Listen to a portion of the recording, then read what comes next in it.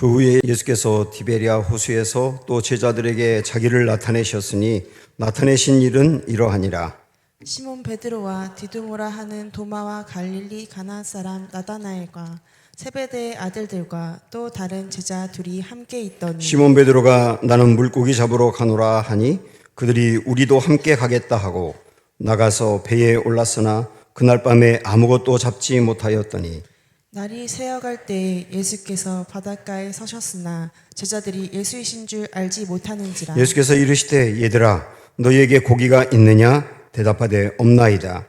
이르시되 그물을 배 오른편에 던지라 그리하면 잡으리라 하시니 이에 던졌더니 물고기가 많아 그물을 들 수 없더라. 예수께서 사랑하시는 그 제자가 베드로에게 이르되 주님이시라 하니 시몬 베드로가 벗고 있다가 주님이라 하는 말을 듣고 겉옷을 두른 후에 바다로 뛰어내리더라. 다른 제자들은 육지에서 거리가 불과 한 50칸쯤 되므로 작은 배를 타고 물고기 든 그물을 끌고 와서 육지에 올라보니 숯불이 있는데 그 위에 생선이 놓였고 떡도 있더라. 예수께서 이르시되 지금 잡은 생선을 좀 가져오라 하시니 시몬 베드로가 올라가서 그물을 육지에 끌어올리니 가득히 찬 큰 물고기가 153마리라. 이같이 많으나 그물이 찢어지지 아니하였더라. 예수께서 이르시되 와서 조반을 먹으라 하시니 제자들이 주님이신 줄 아는 고로 당신이 누구냐 감히 묻는 자가 없더라. 예수께서 가셔서 떡을 가져다가 그들에게 주시고 생선도 그와 같이 하시니라. 이것은 예수께서 죽은 자 가운데서 살아나신 후에 세 번째로 제자들에게 나타나신 것이라. 아멘. 네, 어떤 목사님이 여동생 이야기를 들려준 적이 있습니다. 이 여동생이 중학교 때 동네에 사는 어떤 아저씨가 이 여동생에게 너 그거 알아? 너 주워왔어. 이렇게 장난으로 얘기했다는 거예요. 이때는 어른들이 왜 이런 장난했는지 모르겠어요.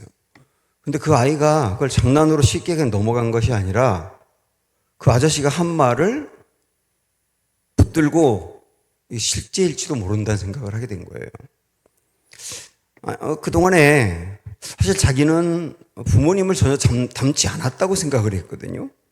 그리고 위에 있는 두 오빠는 피부도 하얀데 자기는 까무잡잡하기 때문에 이상하다 생각했는데 그 아저씨 얘기를 듣고 나니까 내가 주워와서 그렇구나라고 생각하게 된 거예요. 그렇게 확신을 갖게 되니까 그다음부터 막 방황하기 시작합니다. 그리고 실제 나를 낳은 부모님은 그럼 누군가? 그분들은 왜 나를 버렸나? 그리고 우리 지금 나를 키워주고 있는 부모님은 언제까지 이걸 속이려고 한 건가? 이런 여러 가지 의문, 고민, 그리고 질문, 분노가 막 점철되어서 심하게 방황을 하게 된 거예요. 부모님이 이 상황이 심각한 걸 알고 그 아저씨가 거짓말한 거라고 그냥 장난으로 놀린 거라고 그렇게 이야기해도 소용이 없고요. 어릴 적 갓난아기 했을 때 이야기 그런 걸 들려줘도 받아들이질 않습니다. 위에 있는 두 오빠가 거들면서 막 이야기해도 도무지 요동하질 않아요. 확신하지 못할 때 방황하게 된 거거든요.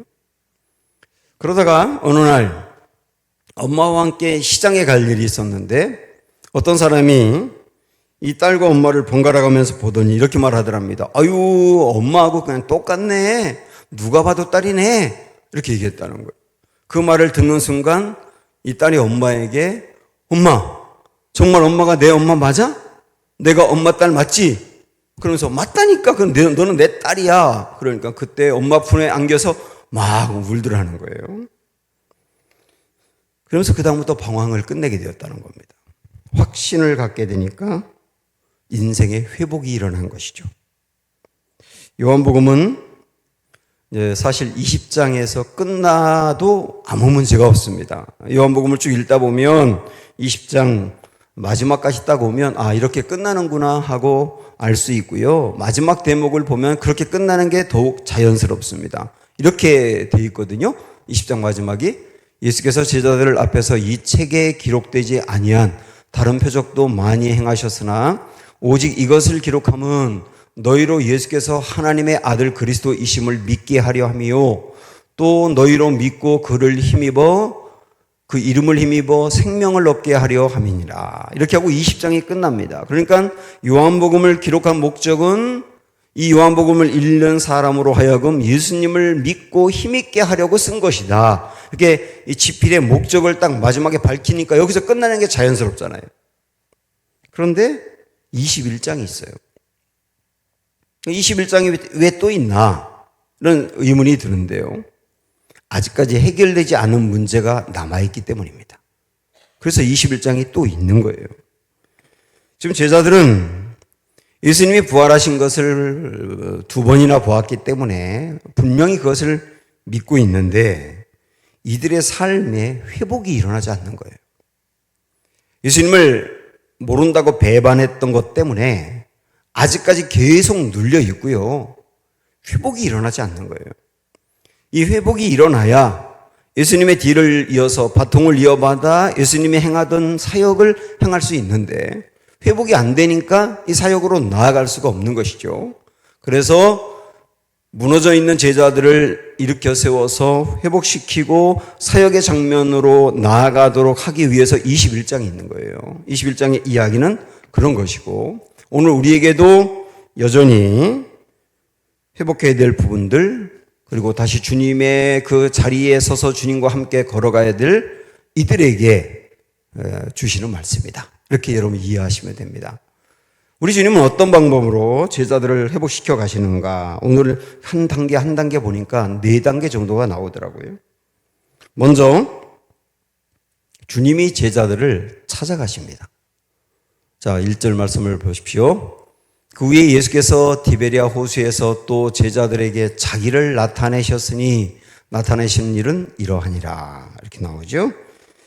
지금 제자들이 갈릴리 호수에 있고요. 그 갈릴리 호수로 예수님이 찾아가셔서 제자들에게 당신을 나타내셨다. 이렇게 됐어요. 나타내셨다. 나타내셨다는 말은 찾아오셨다. 찾아와서 부활하신 당신의 모습을 보여주셨다. 그런 얘기입니다. 이게 맨 끝에 있는 14절에 보면 3번째 찾아온 것이다 라고 말씀하고 있습니다.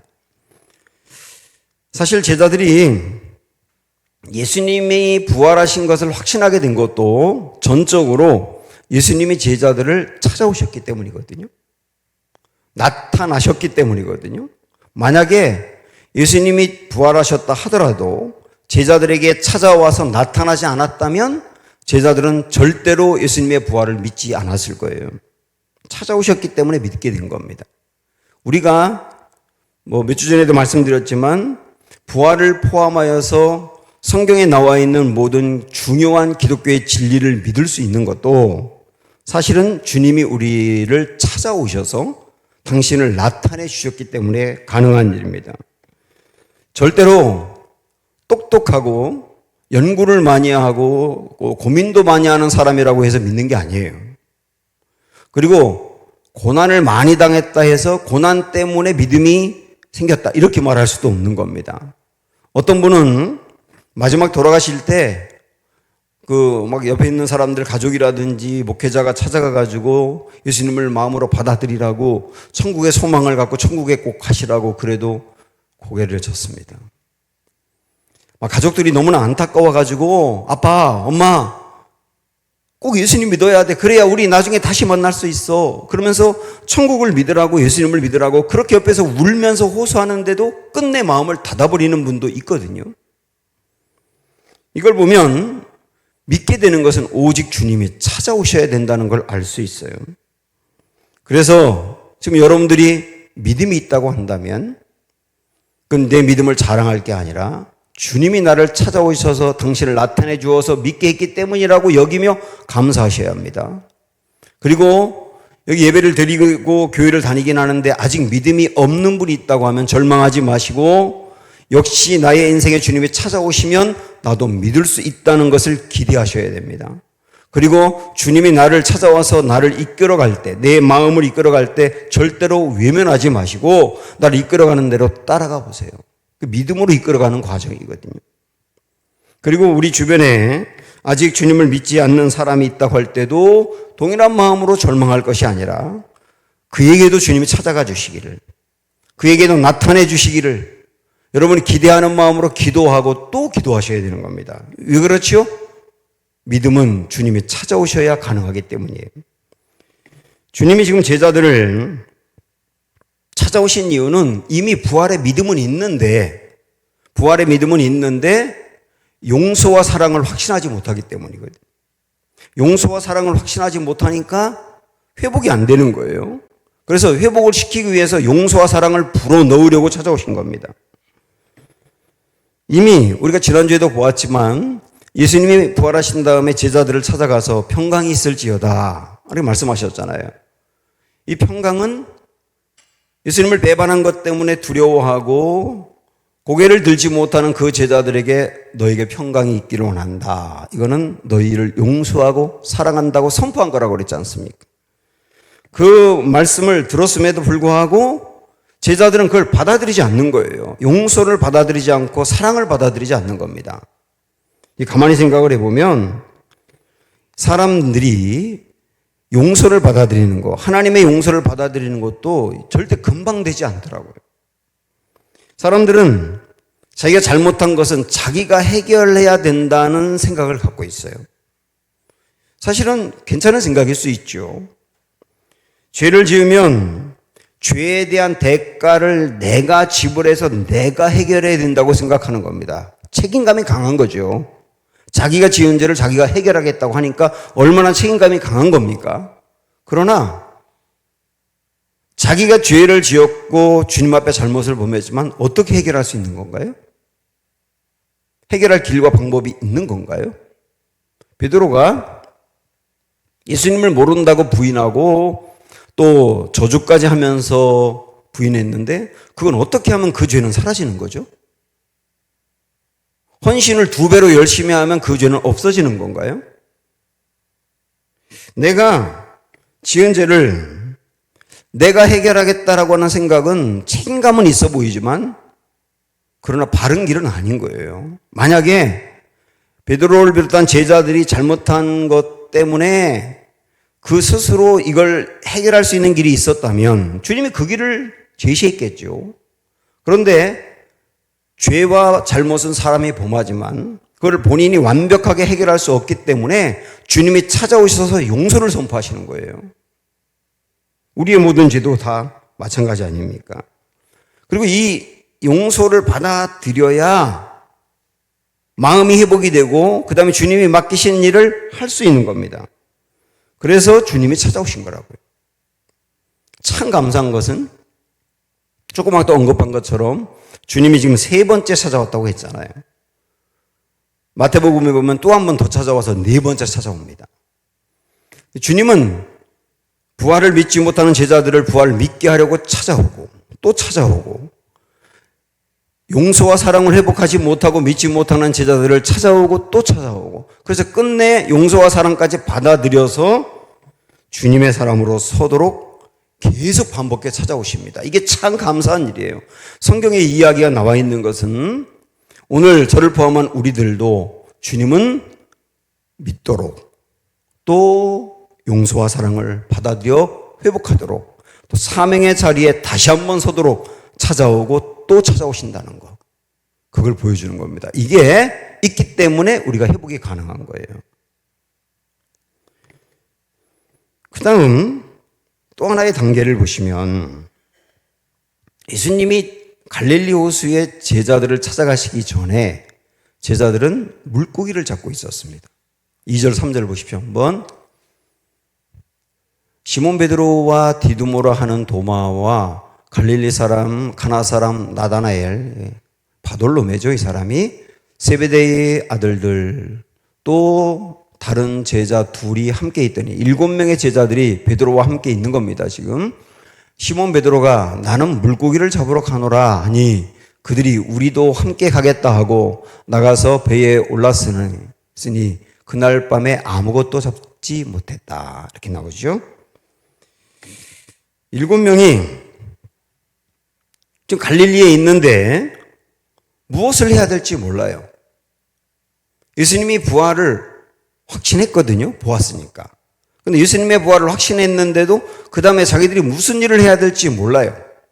그러다 보니까 그냥 우왕좌왕 있다가 그때 베드로가 난 그냥 물고기나 잡을래. 그러니까 다른 나머지 6명의 제자들도 함께 그럼 우리도 함께 가. 그러면서 물고기를 잡고 있다 그 말입니다. 그런데 이날 밤에 물고기를 잡았지만 아무것도 잡지 못합니다. 4절에 보면 이들이 날이 새도록 잡았다라고 나온 걸 보면 밤새도록 그물을 던진 거거든요. 그런데 한 마리도 잡지 못한 거예요. 빈 그물을 끌어올리는 겁니다. 한마디로 말씀드리면 실패한 거죠. 실패. 제자들은 아마도 이 빈 그물을 계속 끌어올리면서 참 더럽게 되는 일도 없구나라고 생각했을 거예요. 여기 잘 생각을 해보셔야 됩니다. 지금 제자들에게는 회복이 필요한데 회복이 필요한 순간에 주님은 이들을 먼저 실패로 몰아가세요. 어쩌면 우리 하나님께서 이 갈릴리 호수에 있는 물고기를 꽁꽁 숨겨놨는지도 몰라요. 너 이거 숨어있어 나가지 말고 베드로의 그물에 걸릴 수 있으니까. 그렇게 했는지 몰라요. 이 회복을 위해서 오셨는데 먼저 실패를 경험하게 한다고요. 제자들은 빈 그물을 끌어올리면서 그래서 실패를 거듭거듭하면서 지금 주님이 제자들을 어디로 인도하고 있느냐면 그들이 예수님을 모른다고 부인하며 처절하게 실패했던 것을 기억나게 하는 거예요. 그때 자기들은 절대로 예수님을 버리지 않을 거라고 생각했는데 무슨 일이 있어도 우리는 믿음을 지킬 거라고 생각했는데 그러나 어떤 상황이 될 때 무참하게 무너졌거든요. 야, 이거 결심으로 안 됐던 거지. 자신감으로 됐던 게 아니지. 그런 것들을 깨달으면서 우리는 언제든지 또 무너질 수 있는 거지. 라고 하는 것을 깨닫게 되는 거예요. 그러니까 이 물고기를 잡지 못하는 실패를 통하여 그들이 이전에 했던 실패를 떠올리면서 거기로 가게 했단 말입니다. 그러면서 맞아. 우리 결심으로 주님을 잘 따를 수 있는 것도 아니고 자신감으로 따를 수 있는 것도 아니고 오직 주님께 붙어 있어야 따를 수 있었던 거야. 이런 걸 깨닫게 되는 거예요. 여기에 그날 밤에 그들이 아무것도 잡지 못했다라고 하는 이 대목을 보면서 저는 요한복음 15장 5절이 생각이 났거든요. 한번 보십시오. 나는 포도나무요 너희는 가지라. 그가 내 안에 내가 그 안에 거하지 아니하면 열매를 많이 맺나니 나를 떠나서는 너희가 아무것도 할 수 없음이라. 나를 떠나서는 너희가 아무것도 할 수 없음이라. 나에게 붙어있지 아니하면 너희가 자신감으로 할 수 있는 게 아니야. 나에게 붙어있지 아니하면 너희가 결심으로 되는 게 아니야. 나에게 붙어있지 아니하면 너희가 또다시 넘어질 수 있는 거야. 너희가 열매를 맺을 수 있는 길은 나에게 붙어있어야 돼 했던 주님의 말씀이 제자들에게도 기억날 수밖에 없잖아요.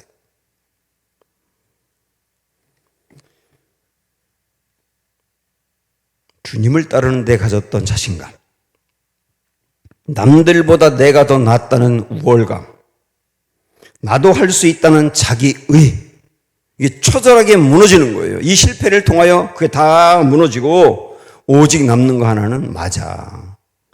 주님께 붙어 있으면 주님이 열매를 맺게 하는 거였어. 깨닫는 거죠. 뭐를 통하여? 실패를 통하여. 실패를 통하여. 그래서 우리 예수님은 먼저 실패를 경험하게 한 다음에 그 다음에 제자들이 계속 빈 그물을 끌어올리고 있을 때 멀리에서 큰 소리로 외쳤던 겁니다. 오른쪽으로 그물을 던져봐. 그러니까 많은 고기가 잡히거든요. 한번 보십시오. 이르시되 그물을 배 오른편에 던지라. 그리하면 잡으리라 하시니 이에 던졌더니 물고기가 많아 그물을 들 수 없더라. 11절에서는 이때 잡은 물고기의 숫자가 153마리라고 숫자를 구체적으로 명시하고 있습니다. 결국 이 빈 그물이라고 하는 거, 실패라고 하는 것은 또 내가 무너질 수 있다는 거. 나는 얼마든지 실패할 수 있는 사람이라는 것을 받아들이게 하는 시간인 거예요. 여러분, 회복을 위해서 이게 얼마나 중요한지 아십니까? 회복을 위해서 자신감을 갖는 것도 중요하지만 자신감 이전에 먼저 절망을 가지셔야 돼요. 나 스스로의 힘으로는 안 된다는 거, 주님을 따르는데 열매를 맺지 못한다는 거, 이걸 먼저 깨닫는 게 중요합니다. 지금 우리 중에도 실패하고 무너진 이들은 이 부분이 있지 않나요? 그렇게 실패를 통하여 깨닫게 해준 다음에 그 다음 단계로 주님이 이끌어 가십니다. 제자들이 예수님의 말씀대로 그물을 오른쪽에 던졌더니 굉장히 많은 고기가 잡힌 겁니다. 그래서 뭐 다른 제자들은 그거 끌어올리면서 좋아할 때 그때 예수님이 사랑하시는 제자라고 이제 이 말씀에 나와 있는데 요한복음은 항상 그걸 요한 자신을 그렇게 표현하거든요. 그 요한이 많은 물고기를 잡고 끌어올리다가 순간적으로 깨달은 거예요. 아, 저분이 예수님이구나. 이 말씀에 보면 지금 제자들이 물고기를 잡는 그곳과 예수님이 계신 곳이 50칸쯤 떨어져 있다 그랬거든요. 이게 이제 대략 100m 정도를 얘기합니다. 그러니까 100m 정도 떨어져 있고 지금 새벽이기 때문에 희미해서 예수님을 못 보다가 물고기를 잡으면서 요한은 깨달은 거예요. 요한은 직관이 뛰어난 사람이거든요. 베드로에게 그 이야기를 하니까 베드로가 예수님이란 이야기를 듣고 벗었던 겉옷을 입고 물속으로 들어간 다음에 막 예수님께로 가는 거예요. 다른 제자들은 배를 끌고 예수님 있는 데로 가고 있는데 이 베드로는 그것도 참을 수가 없는 거예요. 빨리 예수님께 가고 싶은 거예요. 지금 베드로는 여전히 뜨거운 마음이 남아 있습니다. 요한은 직관이 뛰어난 사람이고 베드로는 행동이 뛰어난 사람이거든요. 이 두 사람이 다 공동체 안에도 필요하죠. 베드로의 제자들이 이제 배를 끌고 무트로 나왔을 때 그때 예수님이 숯불에 떡과 생선을 굽고 계세요. 그러더니만 제자들이 그 잡은 물고기를 가지고 나왔을 때 이렇게 말씀하십니다. 자 보세요. 예수께서 이르시되 지금 잡은 생선을 좀 가져오라. 굉장히 가슴 뜨거운 이야기거든요. 예수님은 제자들에게 먹이기 위해서 많은 떡과 생선을 가져오셨어요, 스스로. 충분히 많을 겁니다. 그런데 일부러 제자들이 수고하여 거둔 생선을 이리 가져보라고 하는 거예요.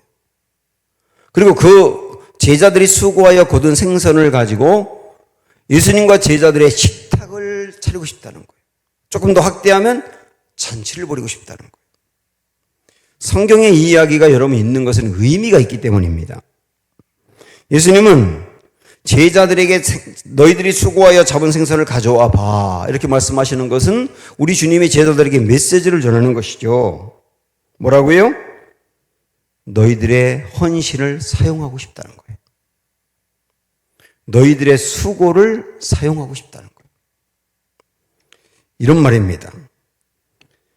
너희가 수고하고 고생한 것으로 열매를 거두고 싶구나. 너희의 수고와 헌신을 사용하고 싶다. 처음 너희들을 찾아가서 제자로 삼을 때 가졌던 나의 꿈과 기대는 여전히 유효해. 너희가 나를 배반하고 무너졌지만 그렇다고 너희에 대한 나의 꿈과 기대도 무너진 건 아니야. 그러니 이제 원래 자리로 돌아오면 좋겠다. 지금 예수님을 배반한 것 때문에 마음이 무너져서 예수님을 이어서 사역을 해야 되거든요. 사명을 감당해야 되는데 마음이 무너져서 사역을 감당하지 못하는 제자들에게 나는 너희의 수고를 사용하고 싶어. 난 너희의 헌신을 쓰고 싶어. 그러니까 이제 원래 자리로 복귀해야 되겠다. 이렇게 말씀하시는 거예요. 사실 자격이 없는데 감히 나를 써달라고 말씀드릴 수 없어요, 제자들은. 그런데 그들을 하나님의 주님의 일에 동참시키고 있는 거예요. 이게 회복의 과정인 겁니다. 아브라함이 블레셋 사람들이 다스렸던 그랄이라고 하는 지역에 간 적이 있거든요. 근데 그 그랄에서 자기 아내가 예뻤기 때문에 연세도 꽤 드신 분인데 아브라함은 계속 자기 아내를 정말 예쁘다고 생각을 했는지도 몰라요. 그러니까 사람들이 내 아내를 빼앗아 버리고 나를 죽일지 모른다라고 하는 두려움이 생긴 겁니다. 그래서 사람들에게 내 누이라고 아내인데 누이라고 거짓말한 거예요. 여러분 아시죠? 훨씬 전에 애굽에 갔을 때도 똑같은 짓을 저질렀던 거. 이번에도 또 그런 겁니다. 그러니까 결국은 자기가 살겠다고 아내를 버린 거거든요. 아내를 다른 사람의 아내로 주어버리고 자기는 살겠다는 거예요. 얼마나 치졸하고 얼마나 어리석은 모습입니까? 하나님이 개입해가지고 그 사라를 건드리지 못하도록 보호해 주셨기에 망정이지 이 가정이 결단날 뻔했어요. 그런데 그 다음에 깜짝 놀랄 장면이 나옵니다. 제가 이 대목이 그렇게 은혜가 되더라고요. 그랄의 왕인 아비멜렉에게 하나님께서 아브라함에 대해서 이렇게 말씀하세요. 말씀 보시면 이제 그 사람의 아내를 돌려보내라. 그러면서 그는 선지자라. 그가 너를 위하여 기도하리니 네가 살려니와 네가 돌려보내지 아니하면 너와 네게 속한 자가 다 반드시 죽을 줄 알지니라. 하나님이 아비멜렉에게 아브라함을 누구라고 소개해요? 선지자라고 소개해요. 선지자야. 그 사람 선지자야. 아브라함이 선지자입니까? 내가 살겠다고 내 아내를 버리고 거짓말해가지고 다른 사람을 낭패에 빠뜨리게 버리고 한 번이 아니라 이전에도 그랬고 이 말씀을 읽어보면 가는 곳마다 그랬다고 그러거든요. 사실은 한두 번이 아니었다는 거예요. 이렇게 계속 두려움 때문에 무너져가는 아브라함을 향하여 하나님이 뭐라고 말씀하시냐면 그는 선지자야. 좀 속된 말로 말하면 선지자 무슨 개뿔 선지자입니까? 그런데 하나님이 선지자래.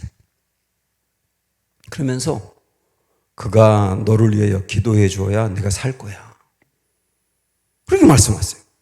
그리고 실제 아브라함이 이 아비멜렉 집안을 위해서 기도해 주자 이 집안이 살아나거든요.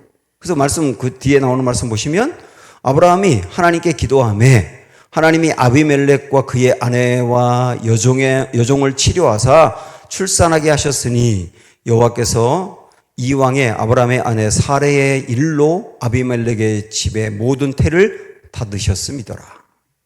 아브라함 때문에 이 아비멜렉 집안에 화가 임해가지고 태의 문이 닫힌 거예요. 그래서 여자들이 아이를 전혀 갖지 못하는 상태가 됐는데 아브라함이 기도함으로 말미암아 닫혔던 태의 문이 열렸다는 거예요.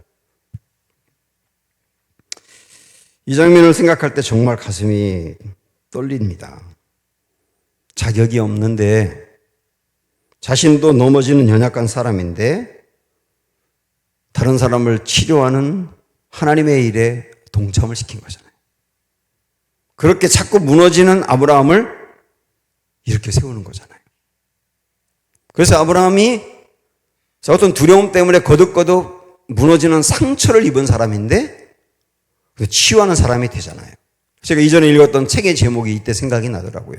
상처받은 치유자. 상처를 받았지만 상처가 있지만 상처로 내 마음이 무너졌지만 그러나 다른 사람을 치유하는 사람이 될 수 있다는 거. 그렇게 함으로 말미암아 하나님의 일에 동참하고 그것이 그 인생이 회복되는 길이라는 거. 주님이 우리를 그렇게 이끌어 가신다는 거. 여러분 아십니까? 이제 찾아가신 주님 그리고 그 제자들을 이렇게 세워가는 주님. 그 제자들이 한 일을 사용하기를 원하시는 주님.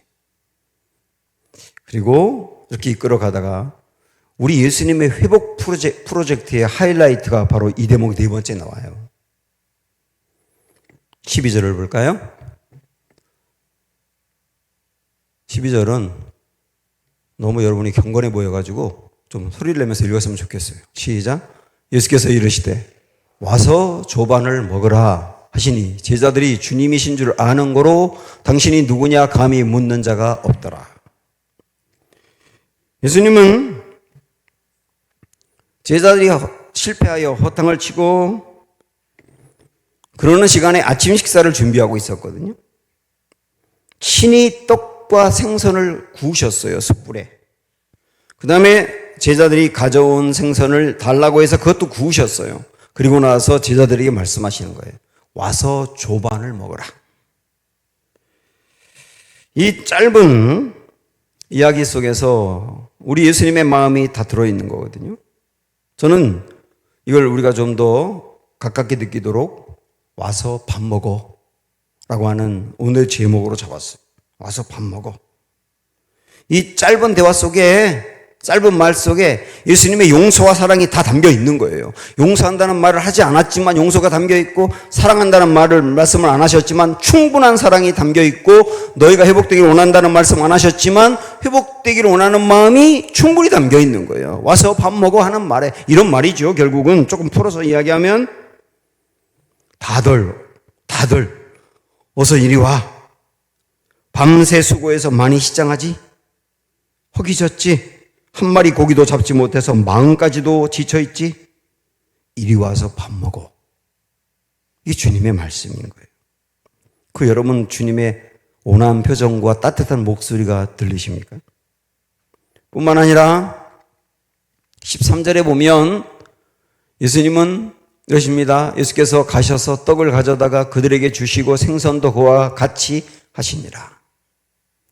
일일이 7명의 제자들에게 예수님이 구운 떡과 생선을 하나하나 이렇게 올려주시는 거예요. 그릇에 올려주시면서 많이 맛있게 먹어. 어깨를 두드리면서 그러시는 거죠. 제가 몇 년 전에 지방에 있는 목사님들하고 식사할 때가 있었는데, 그 식사를 하러 다 내려와가지고 서로가 이제 이렇게 만나서 인사하잖아요. 그때 가만히 보니까 연세가 드신 분들은 꼭 이렇게 말하더라고요. 많이 먹어. 그런데 젊은 사람들은 꼭 이렇게 말하더라고요. 맛있게 드세요. 그래서 나이 든 분들은 옛날에 많이 먹어야 살 수 있는 때니까 그렇게 배어 있고, 젊은 사람들은 많이 먹는 건 다 많이 먹는데 맛있게 먹는 게 중요하니까 맛있게 먹어. 그래서 그다음부터 저도 의도적으로 맛있게 먹어라고 생각하는데 꼭 까먹으면 많이 먹으라고 하더라고요.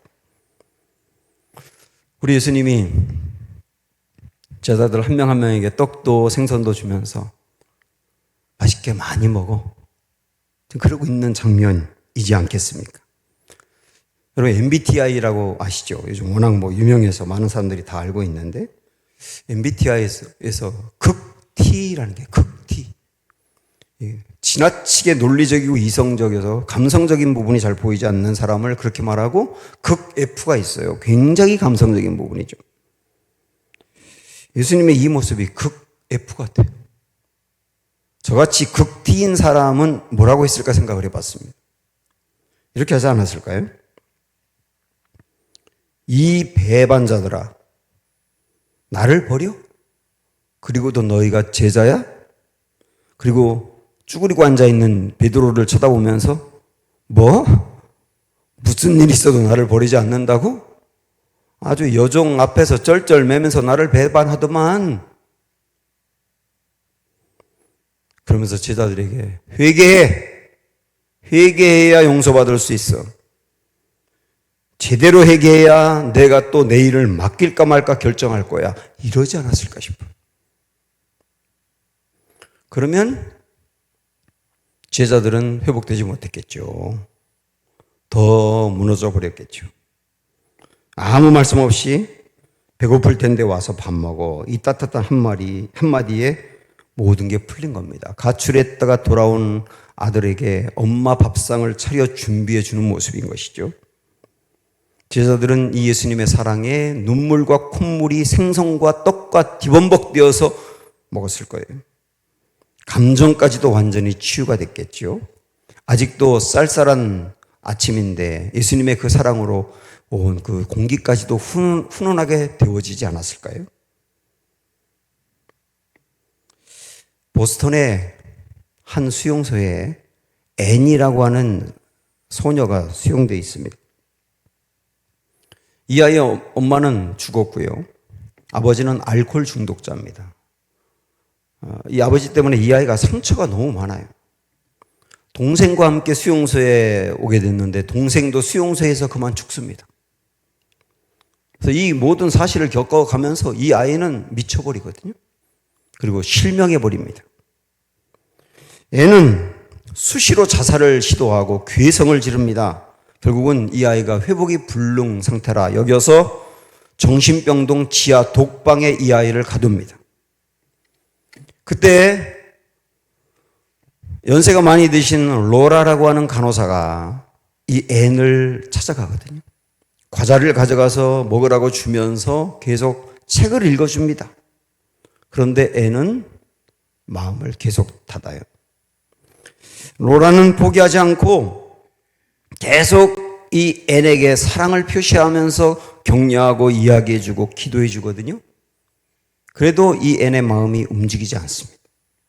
그러나 지속적으로 이 간호사의 사랑을 받으면서 점점점 다쳤던 이 아이의 마음이 열리기 시작하고 결국 2년이 지난 뒤에는 정상 판정을 받아가지고 파킨스 시각장애아 학교에 입학하게 됩니다. 정신병동에서 나온 거예요. 이 아이가 회복됐기 때문에. 교회도 다니면서 잃어버렸던 웃음을 이 아이가 회복합니다. 그 후에 로라가 죽는 큰 시련을 겪긴 했지만 로라가 죽어가면서 이 아이에게 희망을 준 거, 그 희망을 붙들고 애는 열심히 살아요. 그래서 그 학교의 최우등생으로 졸업을 합니다. 그리고 한 신문사의 도움으로 개안 수술까지 받아가지고 다시 눈을 보게 된 겁니다. 수술 이후 어느 날 애는 신문에 난 한 기사를 보거든요. 보지도 못하고 듣지도 못하고 말하지도 못하는 아이를 돌볼 사람 구함이라고 하는 문구를 봅니다. 그 문구를 보는 순간 애는 내가 받은 사랑을 돌려주고 싶다. 그런 생각이 들어가지고 여기에 신청을 해요. 사람들이 아니 보지도 못하고 듣지도 못하고 말하지도 못하는 사람을 어떻게 돌볼 수 있냐고 절대로 그 아이는 변화될 수도 없고 가르칠 수도 없다고 포기하라고 하는데도 이 애는 뭐라고 말하냐면 저는 하나님의 사랑을 확신해요. 이렇게 말하거든요. 그러면서 계속 돌보아요. 그렇게 아이를 돌보아서 보지도 듣지도 말하지도 못하는 이 아이를 20세기 최대의 기적의 주인공으로 키워냅니다. 그 주인공이 헬렌 켈러거든요. 우리는 헬렌 켈러에 대해서는 잘 알고 있지만 그 아이를 돌본 앤 설리반에 대해서는 잘 모르고 있어요. 예수님이 우리에게 그렇게 하셨습니다. 로라가 앤 설리반에게 한 것처럼 앤 설리반이 헬렌 켈러에게 한 것처럼 그래서 사람들을 살려낸 것처럼 우리 예수님이 제자들에게 그렇게 하셨고 지금도 그렇게 하십니다. 믿음을 가질 때까지 회복이 될 때까지 찾아오고 또 찾아와서 사랑의 메시지를 계속 전하십니다. 그리고 우리가 하는 수고를 사용하고 싶다고 말씀하시며 다시 주님의 길에 섰으면 좋겠다. 이 따뜻한 사랑을 보여주십니다. 제자들에게 갔던 주님의 사랑은 오늘 우리에게 스며들면 좋겠어요. 함께 찬양합니다. 주님의 사랑하심.